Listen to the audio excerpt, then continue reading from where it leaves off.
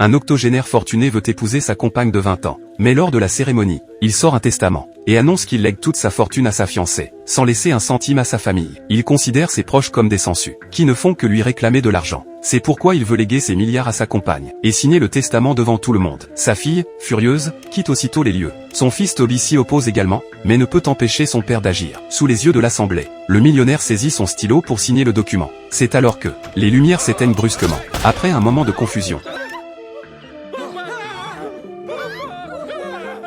le millionnaire gît mort devant l'assistance, un poignard planté dans la poitrine. Cette dague était un trésor familial, destiné à être offerte à sa fiancée. Mais elle est devenue l'arme du crime. La fiancée, la plus proche du défunt, crie en pointant le majordome, car celui-ci tient une arme à la main. Le majordome nie aussitôt. Il a aperçu une ombre, et a tiré par réflexe. La fille du millionnaire, alertée par le bruit, se précipite depuis l'extérieur. Heureusement, un détective se trouve parmi les invités. Il conseille de ne pas toucher au poignard, ni au corps, pour ne pas compromettre l'enquête. La présence du détective rassure quelque peu l'assemblée. Pourtant, leur premier réflexe n'est pas d'appeler la police, mais de vérifier si le testament a été signé. Non. Alors que tous se réjouissent de cette nouvelle, les paroles du détective les inquiètent. Il se trouve actuellement sur un yacht. Le meurtrier est donc forcément parmi eux. Le détective demande au capitaine de boucler la scène, et ordonne à chacun de regagner sa cabine, en attendant l'arrivée au port pour alerter les autorités. Suivant les instructions du détective, tous quittent le salon. Le soir venu, le couple de détectives discute de l'affaire. Nick pense que le coupable est Toby, le fils du millionnaire, car c'est lui qui profite le plus de ce meurtre. Soudain,